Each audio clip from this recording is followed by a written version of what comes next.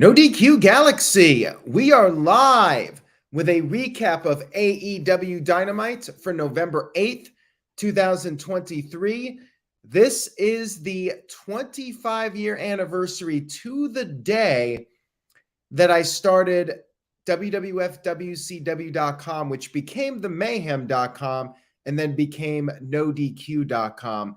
Big day here for the site, and Thursday night, 8 p.m. Eastern, 5 p.m. Pacific, I'll be doing a very special Q&A.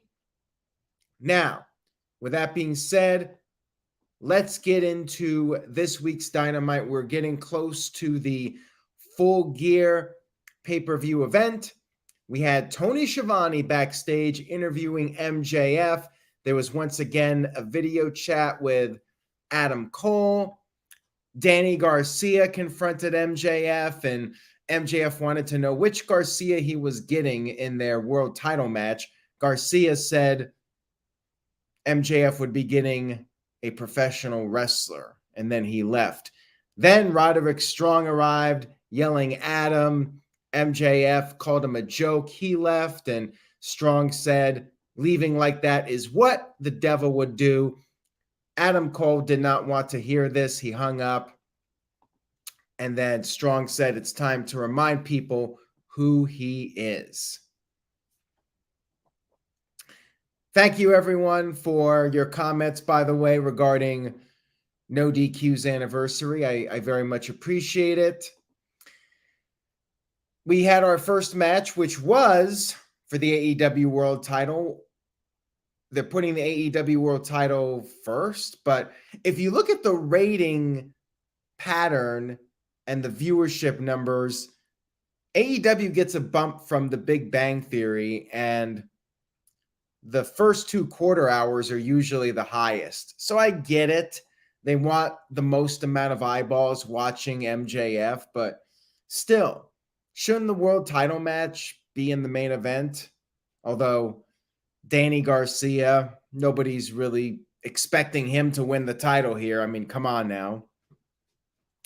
And Danny was wanting to dance, but 2.0 was out there trying to keep him focused. MJF did his usual routine, the sportsmanship. Garcia just smacked his hand away, but then wanted to dance, and MJF got him with the poke in the eye anyways. MJF had control for a while, but then Garcia avoided a Panama Sunrise, and then Garcia targeted the leg of MJF, but he hurt his arm, and he managed to hit MJF with a pile driver with one good arm. He applied the sharpshooter, but MJF was able to reverse that into the Salt of the Earth submission. And that was it. MJF picked up the victory. Still, shockingly, still your AEW World Champion, right? And then after the match was over, MJF offered a handshake. Garcia wanted to shake his hand, but 2.0 said no. By the way, Joey, if that's a knock at Big Bang Theory, I agree with you. I've been watching a couple of minutes of it, 5 to 10 minutes before Dynamite comes on for the past month or so, and I think I maybe laughed once out of all the times I watched it. I don't get the appeal of the show. Even though I'm apparently very nerdy, I cannot get into it whatsoever. With all due respect to people that like that show. I like Curb Your Enthusiasm. That's my idea of a good comedy. Anyways, we're moving on here. We had Sting and Darby Allin versus the Outrunners that look like they're straight out of the 1980s. One of the guys even has a Hulk Hogan-like mustache, and he's balding on top, and he's always posing. Anyways, Sting and Darby got a quick win here. They did some Stinger splashes, coffin drops. Sting won with the Scorpion Deathlock. Glorified squash match here. I guess this was only Sting's second match ever in Oregon, and I wonder if they just booked this match so Sting could wrestle in Portland one more time. It was a nice little cool thing for the fans in Portland, but yeah, basically just time filler. And then we had a little segment. Tony Schiavone was interviewing Toni Storm and the Women's World Champion Hikaru Shida for their world title match coming up at Full Gear. It was in black and white because that's Tony's gimmick, and Shida was just disgusted with this whole thing. They signed their contract, and Tony said that the spotlight was going to be on her. We'll see what happens. We'll see if timeless Toni Storm can end Shida's relatively brief run as champion, but Toni Storm has really made a name for herself with this character change. And Jeff wanted to know when Full Gear predictions are. Full Gear predictions will be Tuesday at 7 p.m. Eastern, 4 p.m. Pacific.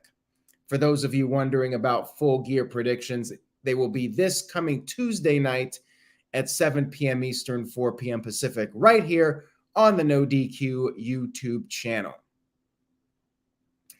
We had Swerve Strickland versus Penta, which I thought was the best match of the show, actually. A very good match here with these two. Although, again, much like the MJF match, Penta ain't winning. I mean, they're building up Swerve versus Adam Page. So Swerve is not going to be losing here. And Penta usually loses when he's in a singles match. So it's like, I know how this is going down. But it was a very good match nonetheless. Very competitive. Penta hit a backstabber and went for a dive, but Swerve caught him with an uppercut, and then he sent Penta into the steel steps. Penta was able to recover from that, and Penta did manage to hit his big dive over the top, and then after the break, they traded shots, took each other down with a double clothesline. Crowd chanted, "This is awesome," and Penta started to build up momentum. Could not finish Swerve, though. He did hit a destroyer on the apron, got Swerve back in the ring, snapped the arm, hit the Made in Japan. Swerve kicked out again. Penta went for the Fear Factor, but Swerve was able to escape, and Penta was hit with a DVD, and Swerve snapped the arm of Penta, finished him off with the Swerve stomp, and then picked up the 1-2-3 victory. After the match was over, Hangman Adam Page showed up and attacked Swerve with a steel chair. Security was out there. He hit them with the steel chair as well. And then Page gave Swerve the Deadeye off the stage through the tables below. Big spot here. Page was all fired up. Good angle here to set up the match. City by the Bay sent in a $2 super chat, says, why not push Penta more as your top Latin star? Good question. I mean, him and Phoenix are a great tag team, and they've been pushed very well. But for whatever reason, Penta doesn't get that big singles push. They have pushed Phoenix a little bit, although he was never intended to win the international title and just won it because Jon Moxley got a concussion. They still should be featured on a pretty regular basis. Now, these guys do a lot of high-risk moves, so maybe the idea is to not focus them as much because you don't want to overexpose them and have them end up getting hurt by doing too many matches. Hard to say, but both of those guys are great. I mean, there's no doubt about that. We had Jay White cutting a backstage promo to hype up his match with MJF at Full Gear. And we also had a Kenny Omega and Don Callis video package to hype up next week's Dragon Street fight. It's going to be 4-on-4. Don Callis family versus Chris Jericho, Kenny Omega. Kota Ibushi, and Paul White. Now, Renee Paquette interviewed Jericho and Omega backstage. They were interrupted by the Young Bucks. The Young Bucks, they're still not happy with Omega and Jericho being a unit. They want the Elite back. And we ended up having a match set up for Full Gear. It will be Omega and Jericho versus the Young Bucks. And if Jericho and Omega win, they will get the guaranteed title match that the Young Bucks won at Wrestle Dream. And if the Bucks win, Omega and Jericho can never team up again. Never team up again, as Jericho might say. We had Samoa Joe versus Keith Lee. Another battle of the meat men. And the crowd was chanting meat, meat forever. They were very much into this match, as was I. This was a Ring of Honor television title match, by the way. It was a competitive match. Lee did some of his signature moves like the crossbody. And Joe had to escape to the outside to retreat. And after the break, Joe targeted the legs of Keith Lee, but Lee was able to make a comeback. He had a pop-up powerbomb, could not make the cover right away, and Joe was able to take advantage. Joe applied the coquina clutch submission. Lee was fighting, but he ended up passing out. Still, your ROH TV champion is Samoa Joe.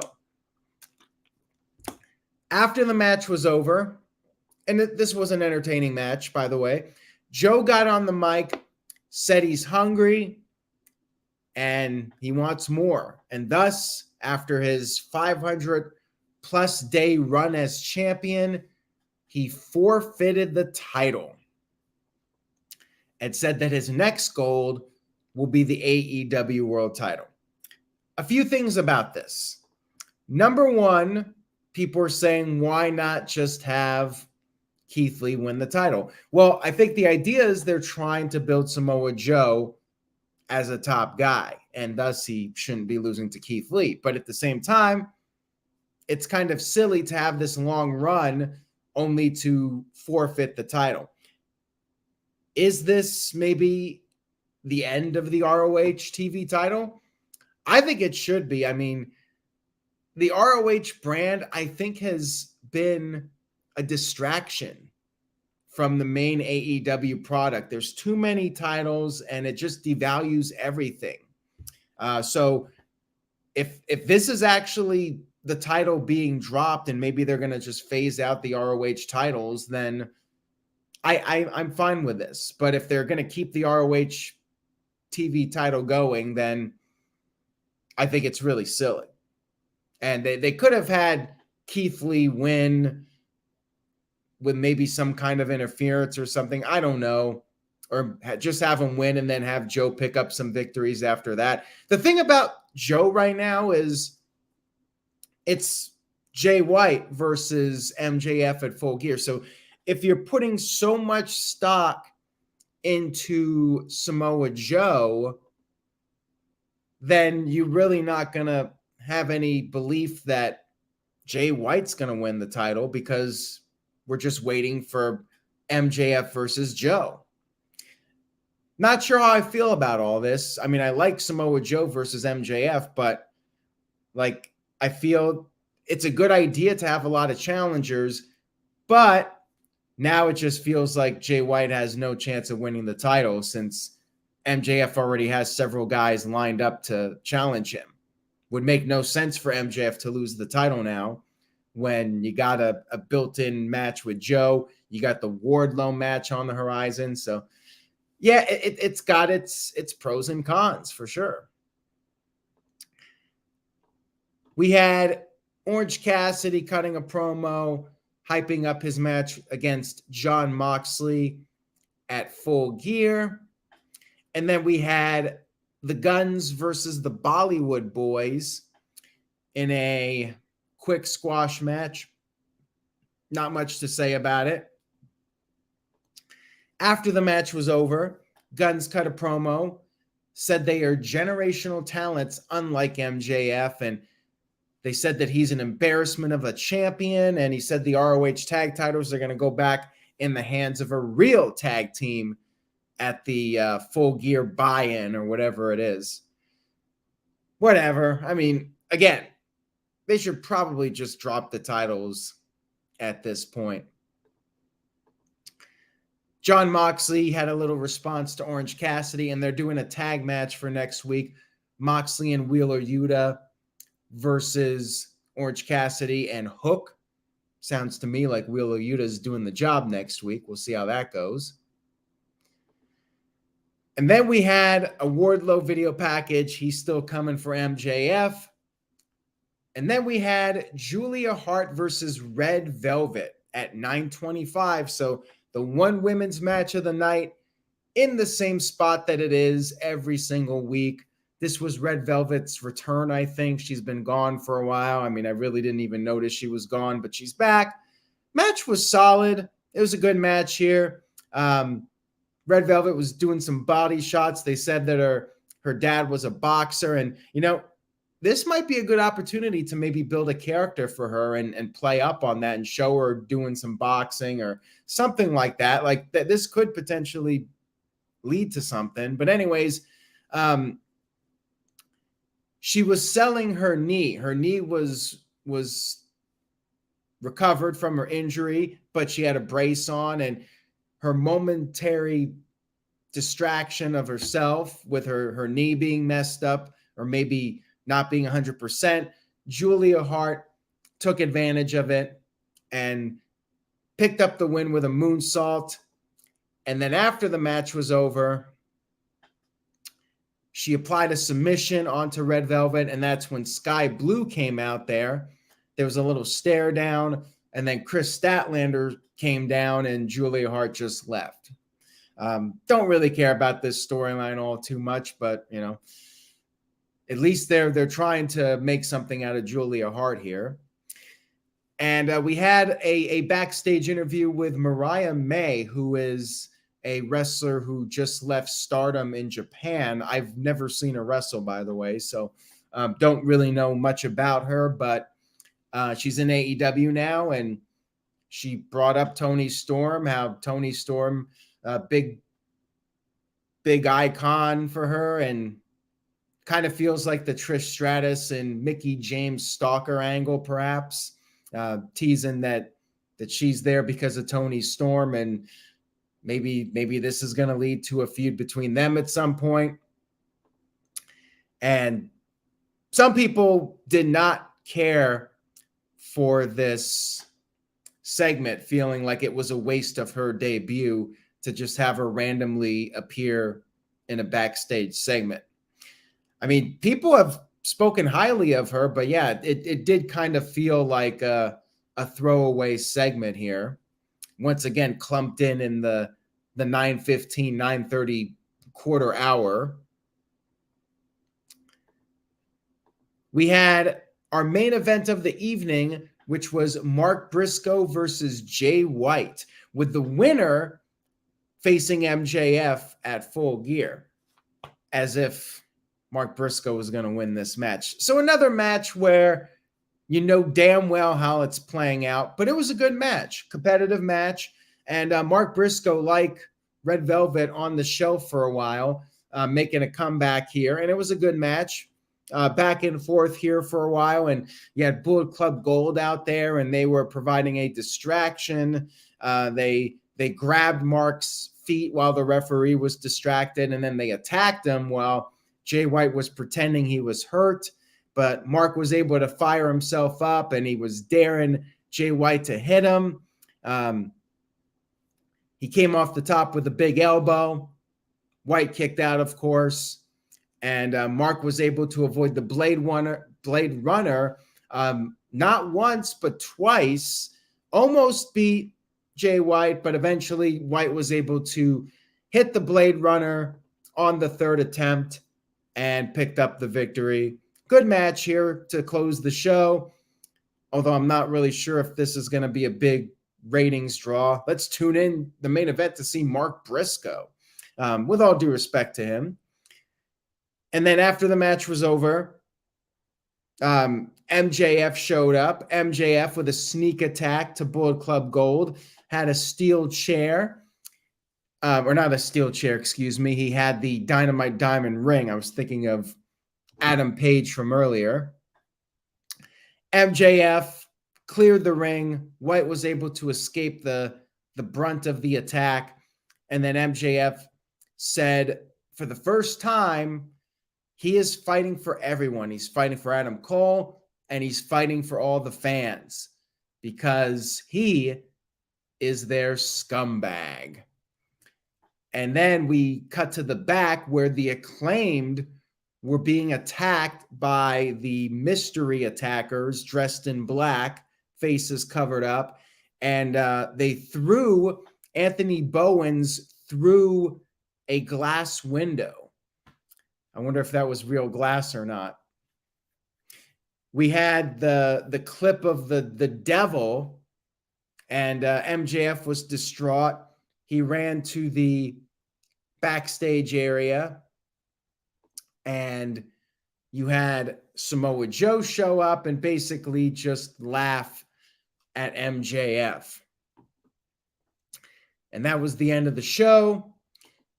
Colin Andrews still thinks this is MJF all along, and then this is like a fake babyface turn, and he's going to go back to being a heel. I mean, I would not rule anything out at this point. It certainly could be something like that, especially if whatever plan they had with Adam Cole is thrown out because of Cole's injury and he's not coming back anytime soon.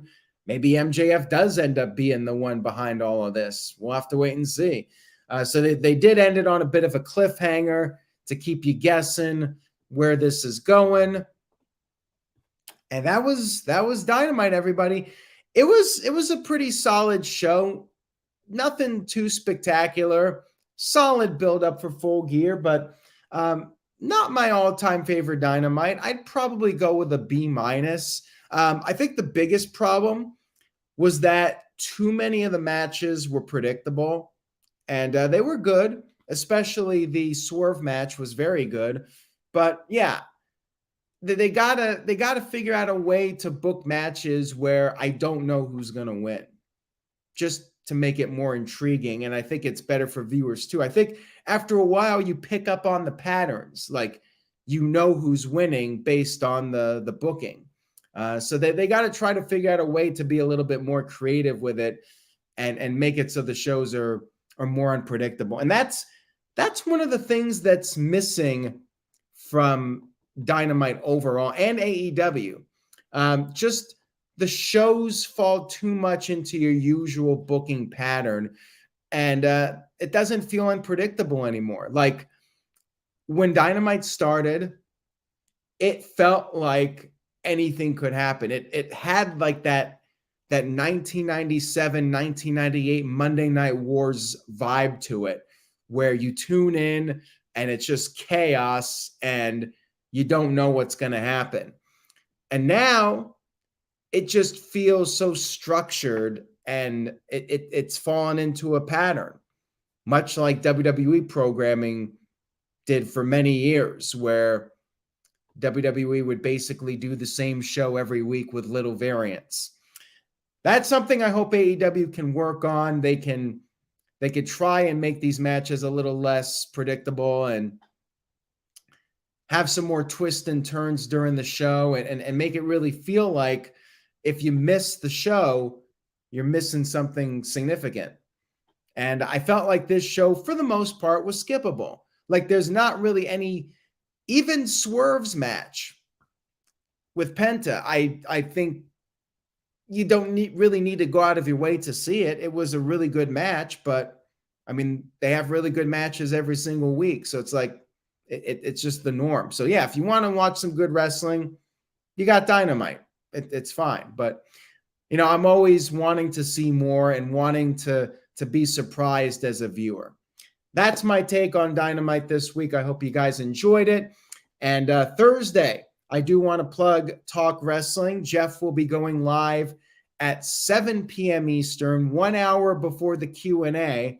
Jeff will be going live with Talk Wrestling, so tune in for the double header, Talk Wrestling and No DQ&A video. That will be Thursday night, starting at 7 p.m. Eastern, 4 p.m. Pacific with Talk Wrestling. And then at 8, I will be on live for No DQ&A video. I hope you guys tune in for that. Have a great rest of your week, everyone. And remember, say yeah to NoDQ.com. Pick up some merchandise at NoDQ.com/merch. And I'll see you all next time.